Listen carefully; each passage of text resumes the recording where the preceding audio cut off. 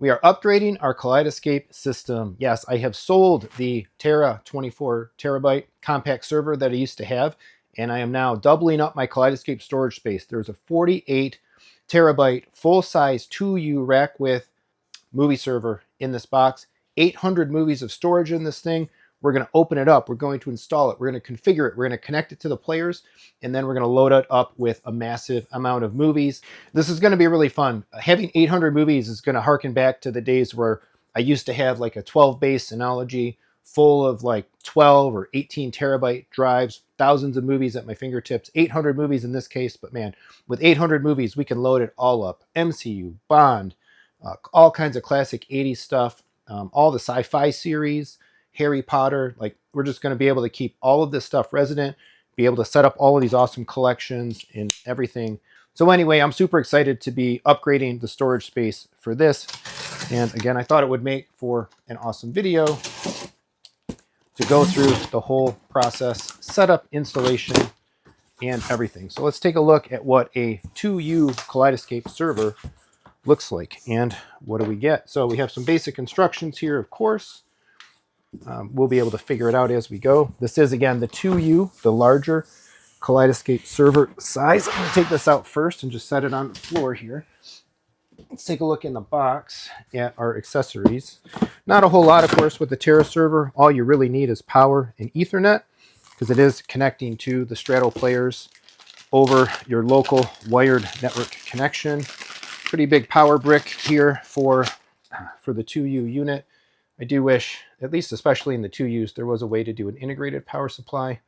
But I guess if your power supply ever dies, it's better and nicer to be able to just replace the external unit than it is to have to do maintenance on the inside. So we have this will connect on the Kaleidescape side. And then, of course, we have the other side of the power connection line. Just going to toss this back in the bag. We'll leave this in the box. And actually, I don't think we'll end up using this side. I have my own power cables as well as my own Ethernet cables that are already resident in the rack. So I'm going to put this box down. Let's bring the main event back up. And I do have the rack gears as well. We'll take a look at those in just a second. So let's get this guy removed off of its foam protection. All the Kaleidescape stuff usually comes nicely bagged as well. Flip it over here to undo our Velcro pieces, and we can slide it right out. Conceivably. A little tight fit. Let's go on the end. Let's see if we can't get it to kind of shimmy. That's a tight bag. All right, that's just enough. Let's flip it over this way.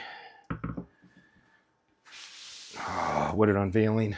Love it. All right, so let's take a look around the unit real quick here. Oh, it's cold. Cold outside. Nice front here, similar to what we see on like the Strato C and the Strato V. This will light up and give us an indication about what is happening in the unit itself. It's huge. We can open this door up, and this comes down nice and gentle, and we can see 1, 2, 3, 4 drive sleds with some indicator lights that will pass through about what is kind of functioning and how things are working. And then, of course, our little connector magnetic thing for the door there. If we flip around to the back, as I mentioned, there is a fan here. 2 fans, actually. Don't care much about that for me. Obviously, this is something you want to put away in a storage room, server room, or something like that. We do have a USB service port. We have, or both actually, types. I think this is a mini type port or a mini USB reset button. USB-A port as well, network port, of course, and our power connection line.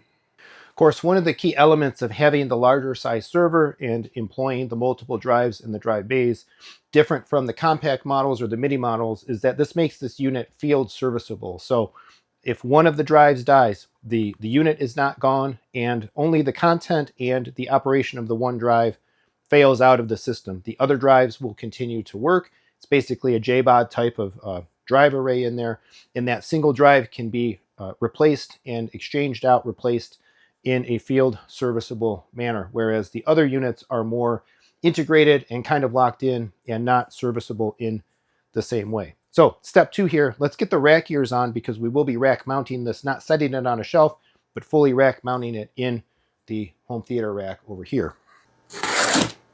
Okay, so the rack mount is a separate piece of kit. Basically, this will mount onto the bottom and give us the rack ears to support the unit. So inside here is 2 brackets. I do always like and prefer, especially with an expensive piece of equipment, when the racking system is actually included with the device. In this case, though, it is an add-on. So we have the 1 bracket, we have our bag of screws. I won't be using those. I have my own preferable rack screws that I like to use in my setup.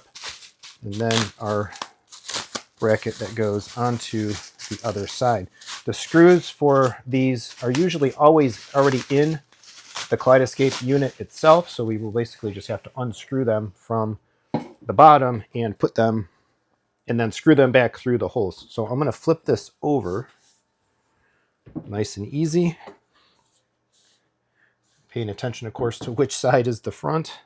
And then these will go in nice and easy on each side. There is some variability involved. We can kind of move them a little bit kind of front and back depending on your specific rack needs. In my case, we're going to make this essentially a flush mount. So we are going to use the screw hole that is on the furthest back, and then they have these nice oval cutouts as well, so it sits flush with the feet.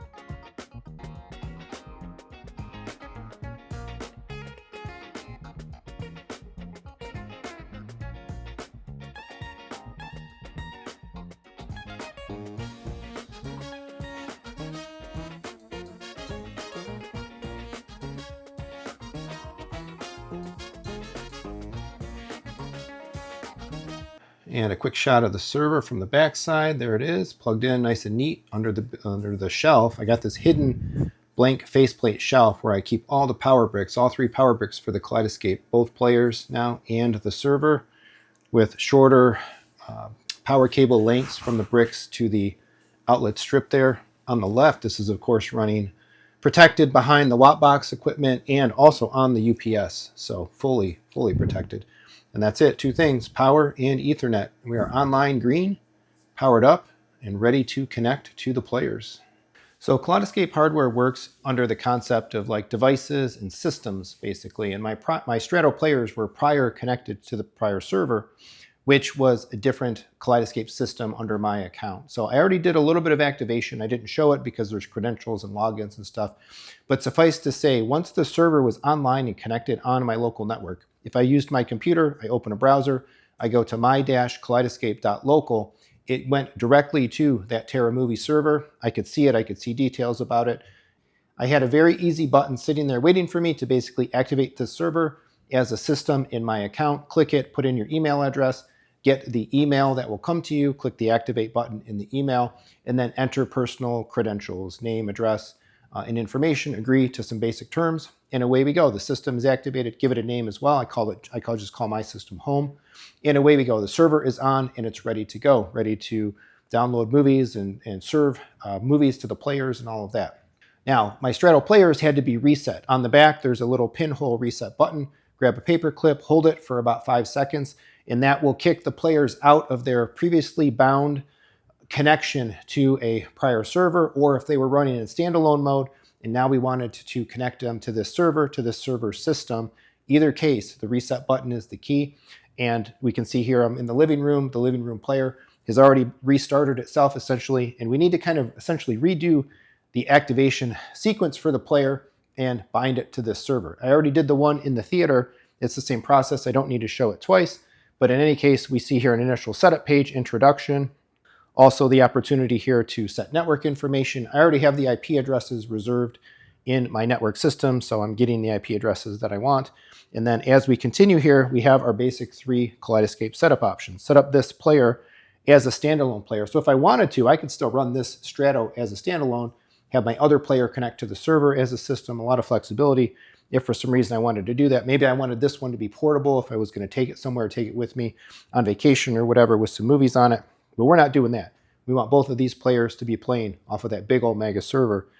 Second option, set up this player as a new system with a Terra movie server. We don't want a new system though. I already defined the system. I want the third option. Add this player as a new zone to an existing Kaleidescape system. And when I click this, very quickly, it's going to look for the systems that are available on my network. And it was already there, instantly identified. Terra 48 TB server. That's what I called the server as its name in the web UI. And I'm going to go ahead and click to join this system. This player will be activated with the same Kaleidescape Store account as the selected system. That's what I want. Join it, and it says this player has joined the selected system, borderline instantaneous. It may take a few minutes to update, and so it'll go through. I shouldn't have to do anything. Boom, there we go. Basically a little bit of a reset of the player, and this will take a minute or two, but as it's resetting, it's connecting, it's getting itself set up. Our HDMI link just dropped. No big deal, it'll come right back as the player resets. It will come up connected to the Terra server. I do want to kind of just keep this going in real time, just to give an idea of kind of how long this process takes. Again, it should literally just be a few minutes. There we go, we're connecting in. Kaleidescape coming up here. There's our logo. One moment, please, as we begin the initialization process and the startup process. Of course, every time we go to use the Kaleidescape, we don't have to go through this long startup and this reset. The Kaleidescape should generally be ran in a high power type of standby mode so that it can just basically go to sleep and get woken up. Now it's changing its modes and stuff. I will have to do some more advanced configuration in the web menus and whatnot, but we're up, we're online right here. There are no movies stored on your system. I'm going to go ahead though, and what I do want to do, or what I always do basically on each of my systems, is set up a couple of basic settings that are different from the defaults. So if we look at some of this here, we see no movies being downloaded, of course, player options, and here's our option. We want this high power standby. So we set for high power standby, that's the default anyway. I am going to increase the screensaver time to at least 15 minutes. I don't want it going off super quick while we're just kind of at a pause screen. I'm going to give it a name. I'm going to go ahead and name it according to the room. In this case, it is the living room. It'll just take a second to affect that renaming scheme. I don't usually touch the language settings. My preferred language is English. That's our default. And the default play options work for me as well. But there are two other settings that I want to change. This is one that you may want to change depending on your setup. Subtitle repositioning for screen masking. Default option, do not automatically reposition subtitles or automatically reposition subtitles within the movie image. So on a 16:9 screen, I would not reposition. Go ahead and let the subtitles just show up in the black bars rather than the content. But if you have a scope screen, if you're zooming in, you have an anamorphic lens, any of that, you will want to change this setting and you will want to do this automatically reposition. So I did that in the theater. In the living room with this big old 98-inch 16:9 panel, we're going to leave this to the default. But the other one that I like to change is we do have to set the time zone. By default, it is Pacific time. I'm setting to Eastern time. And then arrange covers alphabetically by title. I don't like the shuffle by default. I do enable the shuffle on my Control-4 remote with some programming, bindings, and whatnot. But by default, my preference is arrange covers alphabetically by title. So that's some of the default settings that I definitely recommend taking a look at and likely changing. Now, it is time to get some movies loaded up on this boy. So we'll end this video right here. It is actually about a couple weeks later since filming the rest of the vlog, installing the server and getting it set up. And as you can see behind me, we've got a ton of movies loaded on this thing now. So over the course of actually about a couple weeks, we've downloaded, I think, in excess of about 400 movies. I think we're running at about 60% capacity or 60% used on the 48 terabyte right now, still 40% left to go. Plenty of space, plenty of movies, lots of content right at your fingertips to be able to pull up anything that we want to watch here in the household, access scenes, build scripts, and all of that kind of stuff. I probably will do one more kind of shoot through my movie library, make sure if there's anything else that I want to keep resident. Hey, did I miss it? Go ahead and kick off its download. And of course, we're getting really fast download rates and stuff like we would expect on a Terra server, along with reasonably fast internet from their internet service provider. We do use WoW locally here with 1.2 gigabit per second speed that we pay for, and thankfully no data caps, because I definitely burned up some data usage in the past weeks loading this server up with content.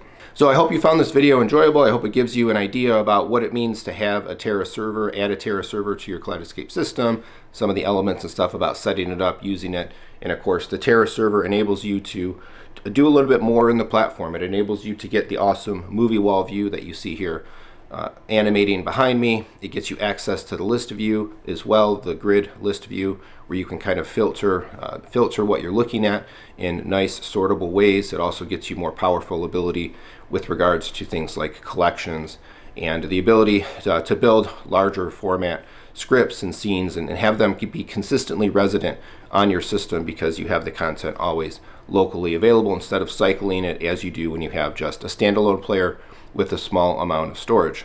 Of course, I have been a Kaleidescape user for many years now. I am also an authorized certified Kaleidescape dealer for some time now as well.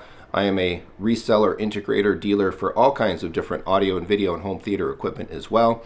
Speakers, screens, projectors, televisions, audio gear, amplifiers, subwoofers, racks, power management stuff. I can basically do everything, audio processors, and more. Please reach out to me if you're working on a project, you're planning a project, you're looking at upgrading your existing system. I always love talking about this stuff, consulting, giving my opinion, and if you like the content, you find it valuable, it helps inform you, educate you, and you find it enjoyable as well to engage in this home theater hobby, please give me the chance to win your business. You can reach out to me via jeremy@techthusiasm.net or go to www.techthusiasm.com. There's a bunch of information there as well as a contact form. If you'd like to support me more directly, I've got a ton of affiliates and links down in the descriptions of all my videos, as well as on my webpage to stores like Amazon, Target, Walmart, Audio Device, Crutchfield, eBay, Monoprice, apparel stores, Dick's, Home Depot, and more. Please check them out and use those in your regular shopping. A simple click from you is a big benefit to the channel here and everything that I'm trying to do for you. Thank you to all the channel members, and I welcome other folks to become channel members as well. And I appreciate in advance any of the super thanks and PayPal Venmo tips that people may leave. If you would, please do that regular YouTube stuff. Like, subscribe, hit the bell, share the video, leave a comment. Do you have a Kaleidescape server? What are some of your favorite movies that you have loaded up on it? And please as well, use that new YouTube hype feature. All very much appreciated. Thanks for watching and coming back for more home theater discussion and fun.